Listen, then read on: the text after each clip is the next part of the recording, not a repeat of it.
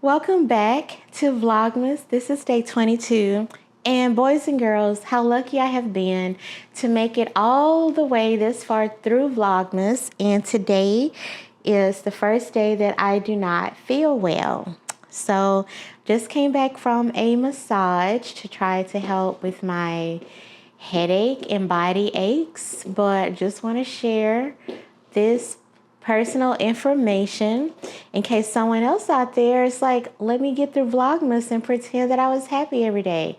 Being happy for 25 days straight, unrealistic. So today we press on, we persevere nevertheless. And today I have to get ready to go home for Christmas. And I forgot until a couple of hours ago that I was supposed to make cookies. Let me get the tins and show you. So you may remember from a previous episode that I am going to fill each of these tins with some cookies. So I had grand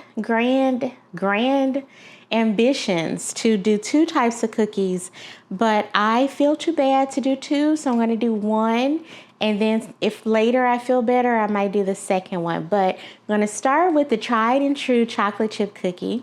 These seem to be the bigger hit last year anyway. So if they only get chocolate chip cookies, no one will know. They're not watching this. I'm barely making this video, so I know nobody else is going to watch it.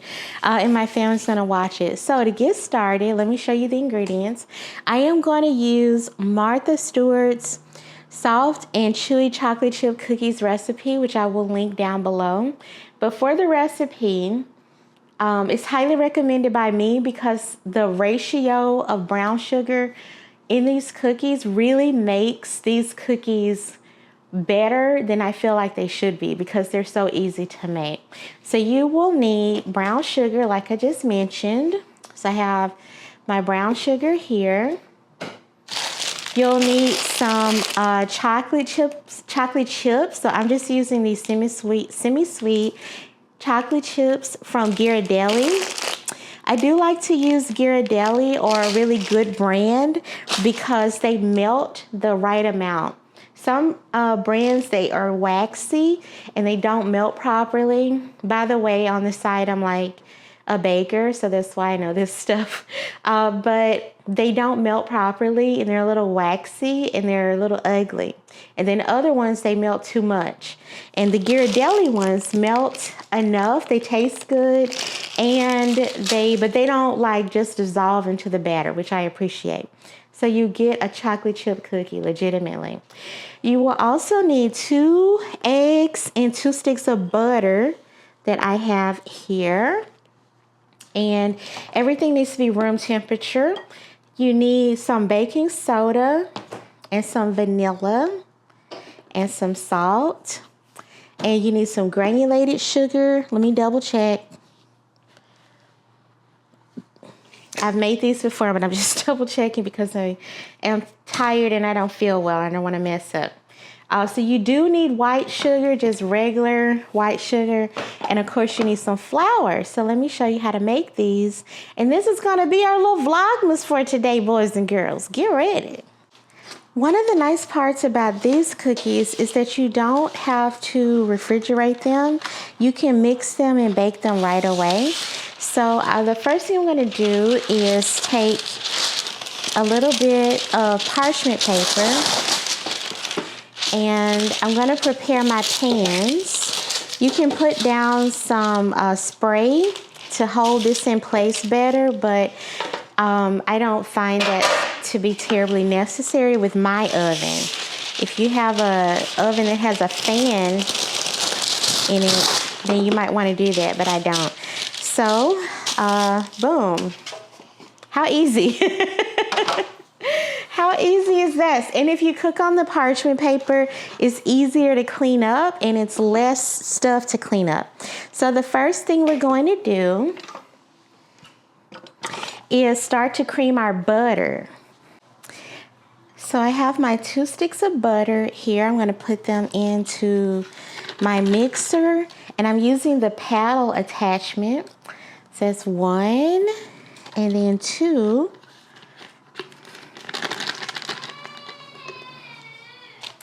Please ignore the hollering ass children outside. I hope they go away. So we're first gonna cream with the white. Actually, we're gonna do both. So we have the butter, and we're gonna do the white and the brown sugar together.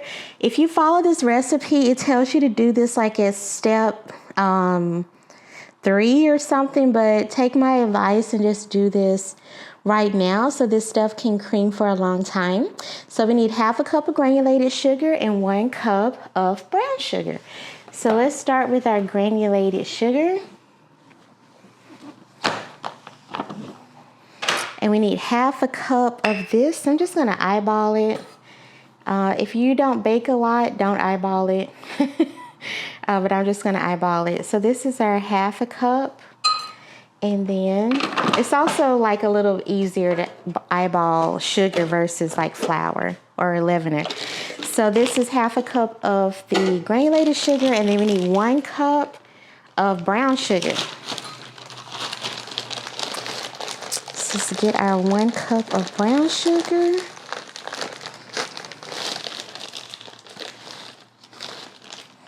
Like so.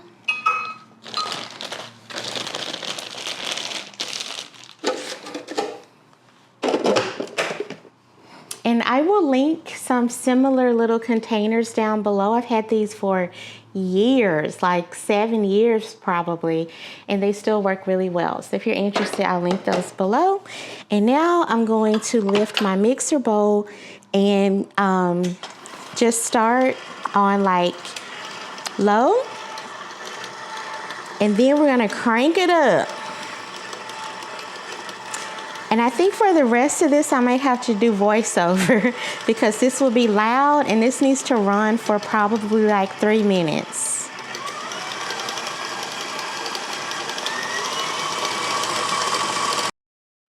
Voiceover Nicole here to tell you about the dry ingredients.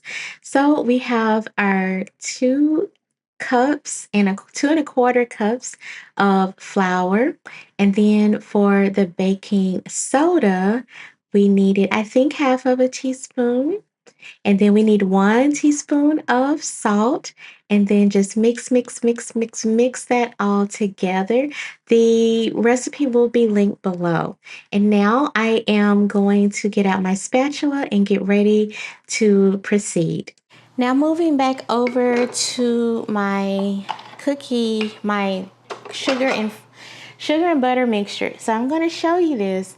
Do you see how, I'm going to show you this. This is a little like baker trick. Do you see how this butter and sugar mixture is substantially darker than the rest that's been mixed properly? You want it to be light. So that's your Christmas gift from me to you.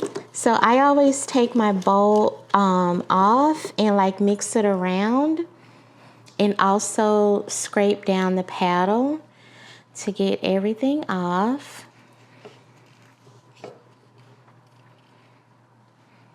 As best I can,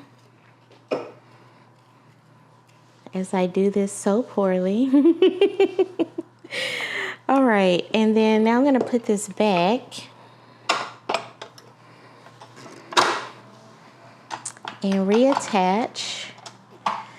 And the reason why you want it to be well creamed and light like that is because it makes the texture of the cookie like lighter and less dense. I don't like a dense ass cookie, right? So if you do, then don't do this, but I like light. So now I'm going to crack my eggs very poorly into this bowl.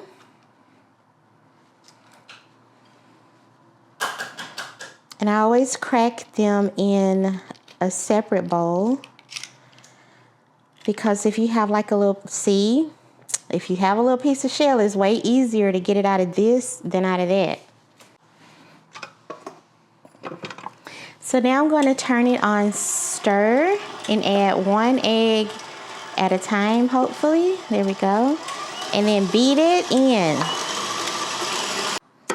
And now for my second egg. See how easy this is, y'all? This is like a perfect little Christmas thing that you can actually make for somebody if you watch this video even today, whatever day you're watching it. And now we're going to add our vanilla. I'm going to add this pure vanilla extract. My mama said always to use pure vanilla extract, not any of the the imitation stuff. So I just buy this. I do as she says because she knows what's up. So I'm going to add 2 teaspoons. So this is a ½ teaspoon measure. So we're going to hit it with 4. So 1, 2, 3. Last one makes 4. You can also do this with a hand mixer too. Before I add the flour, I'm just going to scoop down those sides a little bit, like so. And now I'm going to add a little bit of the flour mixture at a time. So I'm just going to add maybe like roughly 2 cups of the flour mixture.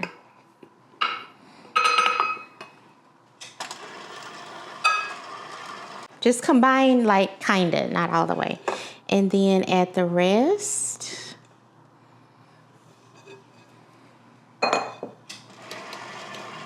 And you want to do this on low. Start it on stir or whatever the lowest setting is, and then just on low because it'll push the flour out into your face. Okay. So after you see that the flour is mostly moistened, then I'm going to hit it just one time with a little faster. Okay, and I do that just to knock the dough off of the paddle.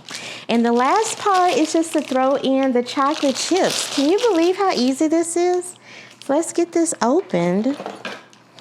You can also, if you want to make it a little bit fancier, you can add some flaky sea salt on the top when they're done.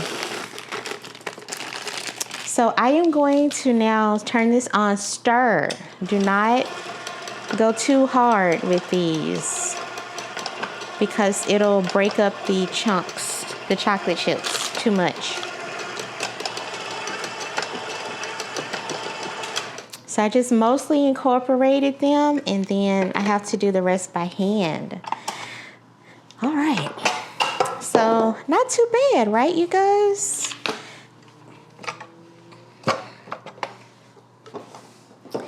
So now all I have to do is scrape off. Look at that. Look at this cookie dough cooperating with me. It knows that I am running on like 25% power. Very, very, very uncomfortable today. All right, so now we have our cookie dough. Look at that. That's fantastic. That's beautiful. Okay, that's great. So now we're gonna take our, I'm gonna push all that stuff out of the way. And my oven is set to 350 and it is preheated. So it's a little bit of insurance. I'm gonna just spray the parchment paper with the baking.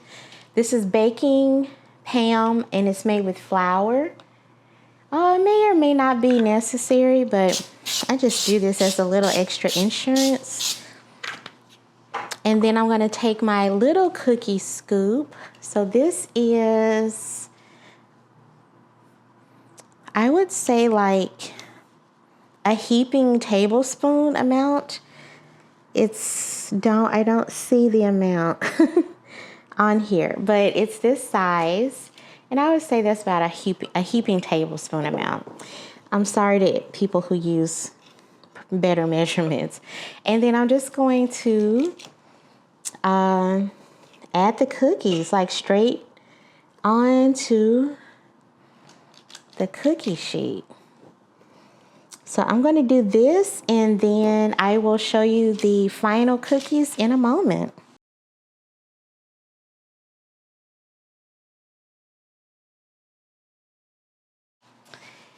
And look at that, boys and girls. So we have our first batch of cookies. And while the second batch is cooking, I am going to transfer this batch to a cooling rack. So these were in the oven. I think the directions said 8 to 10 minutes, but my oven does not run properly. So I had to leave these in for right at like 12 minutes. So you want to cook them until they're, you see how they're just like a little bit underdone? Because cookies get a little bit harder and they dry out a little bit as they cool. So if you cook them till they're a little teeny bit underdone from where you'd ideally want them, then when they cool down, they'll be perfect. Ooh. This will be my tester since I kind of messed that one up. All right, so I'm gonna sit down in a moment and have a taste test and let you know how they are. All right, so all of the cookies are not in frame, but the batch that I made using the small cookie scoop that I showed you made 48. So the recipe says it'll make 36, but if you use the small cookie scoop, you can get to 48. So I'm looking at a lot of cookies right now. So I'm gonna try one. Look, okay, so bottom, not too dark, top, not too dark, and perfectly soft. This one is cool, obviously, but I'm not sure you can tell, but the chocolate chips stay as chocolate chips. So I'm just gonna have this with some water, which I don't have right now, but I'm not like a milk and cookies kind of person because I am lactose intolerant.